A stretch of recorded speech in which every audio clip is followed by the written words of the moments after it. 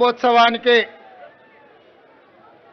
స్థానిక శాసనసభ్యులు సుధీర్ రెడ్డి గారు, ముఖ్య అతిథులుగా రంగారెడ్డి జిల్లా ఇన్ఛార్జ్ మంత్రివర్యులు దుద్దిల్ల శ్రీధర్ బాబు గారు, హైదరాబాద్ నగర ఇన్ఛార్జ్ మంత్రివర్యులు పొన్నం ప్రభాకర్ గారు, శాసన మండలి సభ్యులు పట్నం మహేందర్ రెడ్డి గారు, శాసన సభ్యులు మల్రెడ్డి రంగారెడ్డి గారు, మేయర్ గారు, ఉప మేయర్ గారు, కార్పొరేటర్లు, మిగతా శాసన సభ్యులు, మీడియా మిత్రులు, అదేవిధంగా హెచ్ఎండిఏ అధికారులు, మున్సిపల్ అధికారులు, ప్రాణ సమానులైన అభిమానులు, ఈ ప్రాంతంలో ఉండే మిత్రులందరూ ఈరోజు వస్తున్నామని తెలవంగానే వేలాదిగా ఇక్కడికి వచ్చి స్వాగతం పలికి మీ అభిమానాన్ని చాటుకున్నందుకు మీకు అందరికీ మనస్ఫూర్తిగా ధన్యవాదాలు. మిత్రులారా, స్థానిక శాసనసభ్యులు చెప్పినట్టు ఆనాడు కొడంగల్ శాసనసభ నియోజకవర్గంలో ఎన్నికల్లో కొంత చేదు అనుభవం ఎదురైనా 3 నెలలు తిరిగే లోపు మళ్ళీ మల్కాజ్గిరి పార్లమెంటు నియోజకవర్గం నుంచి ఎన్నికల బరిలో దిగుతే మీరందరూ ఆదరించి అభిమానించి ఈ ఒక్క ఎల్బీనగర్ శాసనసభ నియోజకవర్గం నుంచే దాదాపుగా 30,000 మెజార్టీ ఇవ్వడంతో ఆనాడు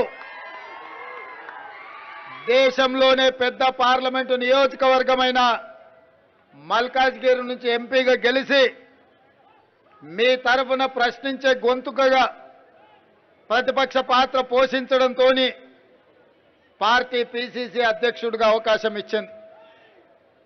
మీ అభిమానంతో మీరు అండగా నిలబడడంతో రాష్ట్ర నలుమూలల ప్రజా సమస్య మీద పోరాటం చేస్తే మీ అభిమానంతో మళ్ళీ ఈరోజు తెలంగాణ రాష్ట్రానికి ముఖ్యమంత్రినై బైరామాల్గూడ ఫ్లైఓవర్ ప్రారంభోత్సవానికి మీ దగ్గరకు వచ్చిన, ఎప్పుడు ఎల్బీ నగర్కు వచ్చినా గుండె వేగం పెరుగుతుంది. ఎందుకంటే ఇక్కడ మొత్తం మా బంధువులు, మాకు కావాల్సిన వాళ్ళు, మాకు సన్నిహితులు కష్టాలలో అండగా నిలబడ్డా మీరందరూ ఇక్కడ ఉంటారు. ఏ అవసరం వచ్చినా ఏ రాత్రైనా అండగా నిలబడతారు. మిమ్మల్ని చూస్తే ఆనందంతో గుండె వేగంగా కొట్టుకుంటుంది. ఈరోజు ముఖ్యమంత్రిగా ఇక్కడికి వచ్చి మీ ముందర నిలబడడం అంటే మీరు నాటిన మొక్క పెద్దదై ఇవాళ రాష్ట్రానికి నాయకత్వం వహించి రాష్ట్రాన్ని అభివృద్ధి పదం వైపు నడిపించే అవకాశం వచ్చింది. మీ అభిమానం ఎప్పటికీ గుర్తుపెట్టుకొని తెలంగాణ రాష్ట్రాన్ని, మరీ ముఖ్యంగా హైదరాబాద్ నగరాన్ని దేశానికి ఆదర్శంగా నిలబడే విధంగా అభివృద్ధి పదం వైపు నడిపించే ఆలోచనతోనే మా ప్రభుత్వం పనిచేస్తుంది. అభివృద్ధిలో భాగంగా ఈరోజు 194 కోట్లతోని బైరామల్గూడ లెవెల్ 2 ఫ్లైఓవర్ ఈనాడు మనం ప్రారంభోత్సవం చేసుకుంటున్నాం. ఇదే కాదు, ఈరోజు హైదరాబాద్ నగరంలో పెరుగుతున్న జనాభా, వివిధ ప్రాంతాల నుంచి హైదరాబాద్కు వస్తున్న జనాభాను దృష్టిలో పెట్టుకొని ఫ్లైఓవర్లే కాకుండా, రోడ్ల విస్తరణే కాకుండా, హైదరాబాద్ నగరానికి కృష్ణా నది జలాలు, గోదావరి జలాలే కాకుండా పేద ప్రజలకు ఉపయోగపడే విధంగా మెట్రో రైలును తీర్చిదిద్దాల్సిన బాధ్యత రాష్ట్ర ప్రభుత్వం మీద ఉన్నది. మరి ముఖ్యంగా ఉప్పల్, నాగోల్, ఎల్బీ నగర్, హయత్ నగర్, ఓవైసీ హాస్పిటల్ నుంచి చంద్రాయన్గుట్ట, అక్కడి నుంచి అంతర్జాతీయ ఎయిర్పోర్ట్ వరకు మెట్రో రైలు నిర్మించాల్సిన బాధ్యత మా ప్రభుత్వం మీద ఉన్నది.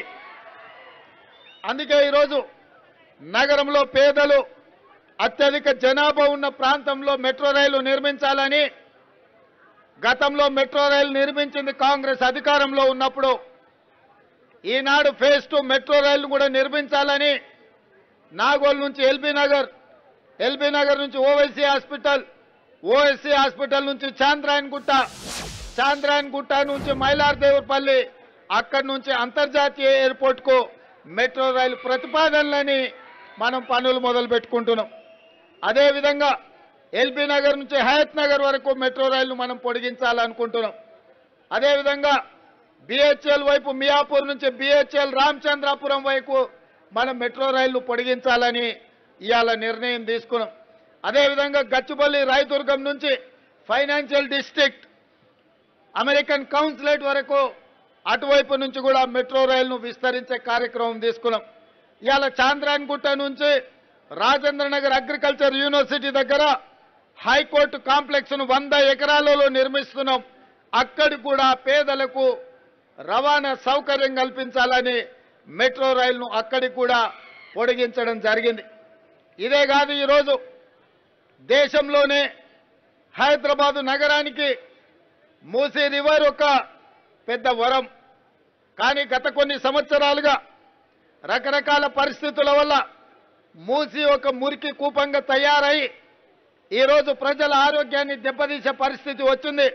నల్గొండ జిల్లాలో హైదరాబాదులో కాలుష్యాన్ని తీసుకెళ్లి నల్గొండ జిల్లాలో మూసీ రివర్ కింద వ్యవసాయం ఏదైతే చేస్తున్నారో దాదాపుగా 50-60 వేల ఎకరాలలో పంట పండించుకుంటున్నారో ఇవాళ పంట కూడా దెబ్బతినే పరిస్థితి, కాలుష్యానికి బలయ్యే పరిస్థితి ఉంది.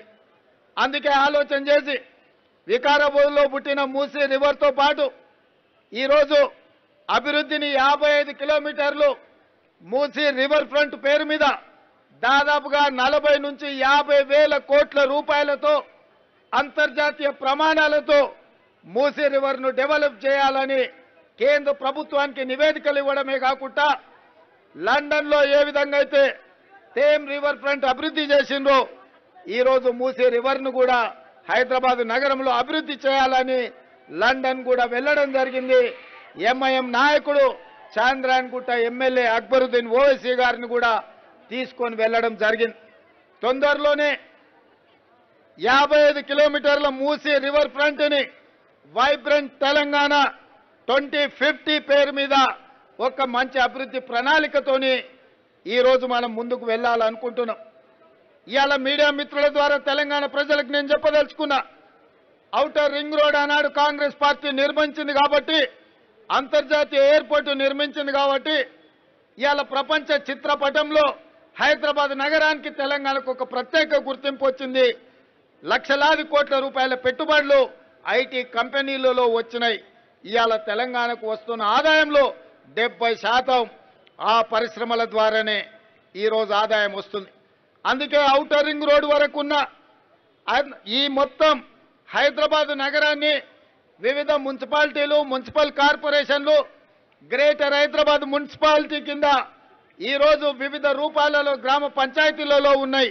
అందుకే ఈరోజు మా ప్రభుత్వం 2050 వైబ్రెంట్ తెలంగాణ పేరు మీద మాస్టర్ ప్లాన్ ఏదైతే తయారు చేస్తున్నామో ఔటర్ రింగ్ రోడ్డు లోపల ఉన్న మొత్తం హైదరాబాద్ నగరాన్ని ఒక గొడుగు కిందికి తెచ్చి ఒక బృహత్తర ప్రణాళిక మొత్తం అన్ని ప్రాంతాలలో సమానమైన అభివృద్ధి తీసుకురావడానికి హైదరాబాద్ 360 డిగ్రీస్లో అన్ని వైపులా అభివృద్ధి చెందే విధంగా, అన్ని వైపులా ఐటీ కంపెనీలు, ఫార్మా కంపెనీలు వచ్చే విధంగా ఈరోజు ప్రణాళికలు సిద్ధం చేస్తున్నాం. అదేవిధంగా ఔటర్ రింగ్ రోడ్డు నుంచి తొందరలోనే రీజనల్ రింగ్ రోడ్డు మనం నిర్మించుకోబోతున్నాం.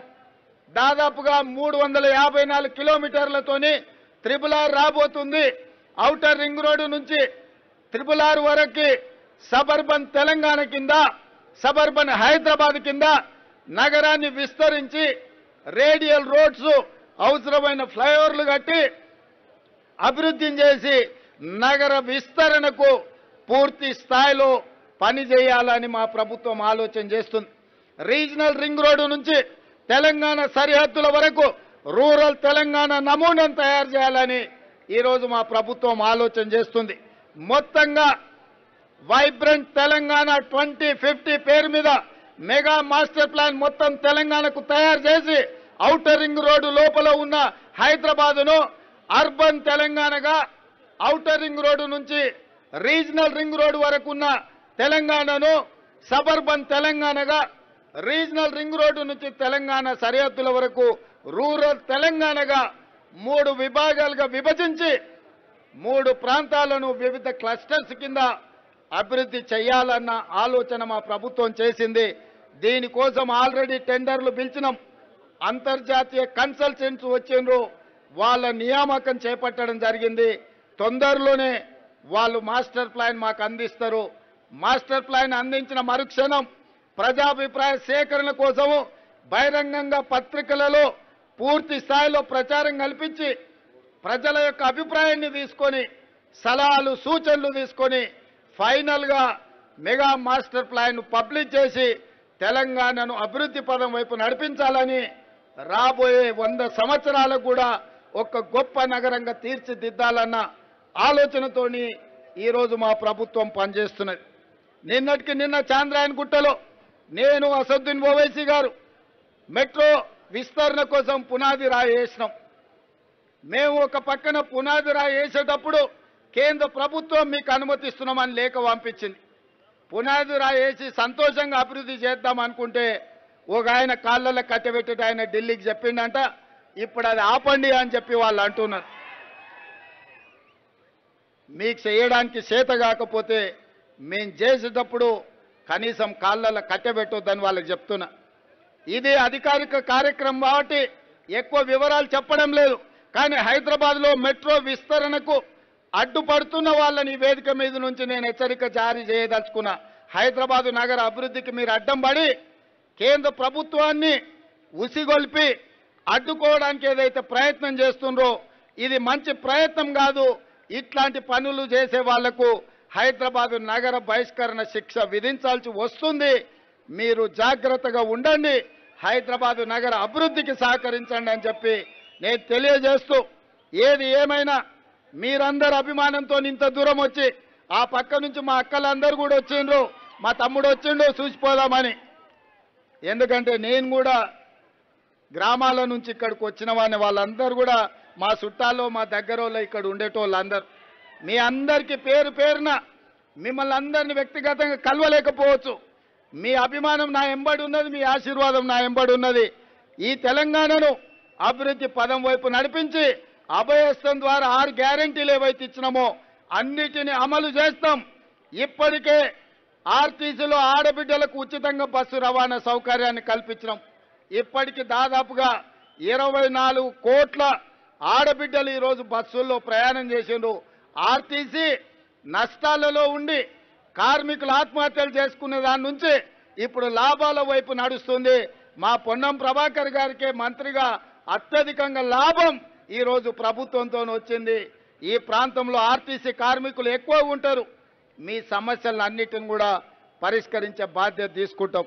అదేవిధంగా రాజీవ్ ఆరోగ్యశ్రీ ద్వారా పేదలకు 10 లక్షల రూపాయలు వైద్య సౌకర్యాన్ని అందించడానికి మా ప్రభుత్వం ఈరోజు పేదలకు అందిస్తున్నది. మొన్నటికి మొన్న 500 రూపాయలకి ఆడబిడ్డలకు సిలిండర్ ఇచ్చే కార్యక్రమాన్ని మొదలుపెట్టినాం. ఇదే కాకుండా 200 యూనిట్ల వరకు పేదలకు ఉచిత కరెంట్ ఇవ్వాలని, ఇంటికి కూడా పేదవాళ్ళ ఇళ్లల్లో వెలుగులు నింపాలి, వాళ్ళ ఇంట్లో కరెంటు ఉండాలి అని చెప్పి పేదలకు 200 యూనిట్ల వరకు ఉచిత కరెంట్ ఇచ్చే కార్యక్రమాన్ని చేపట్టినాం. 11 తారీఖు రోజు ఇందిరమ్మ ఇండ్లు ప్రతి పేదవాడికి, ఇల్లు లేని వాడికి ఇల్లు కట్టించాలన్న ఆలోచనతోని భద్రాచలంలో శ్రీరామచంద్రుడు ఆశీర్వాదం తీసుకొని 11 తారీఖు నాడు ఆ కార్యక్రమాన్ని కూడా ప్రారంభించబోతున్నాం. అంటే ఏదైతే మాట ఇచ్చినామో ఉన్న సమస్యలను చిక్కుమిళ్లను విప్పుకుంటూ ఒకటొకటిగా పేదలకు ఇచ్చిన మాటను నిలబెట్టుకోవడానికి మా ప్రయత్నం చేస్తుంది. మీరందరూ అండగా నిలబడండి, ఆశీర్వదించండి.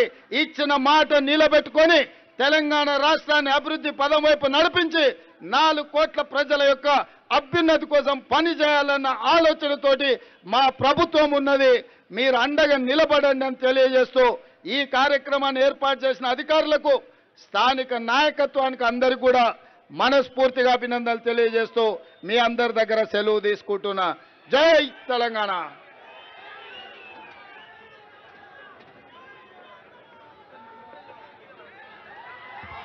తెలంగాణ ఆశాకిరణం, అభివృద్ధి పదాద తన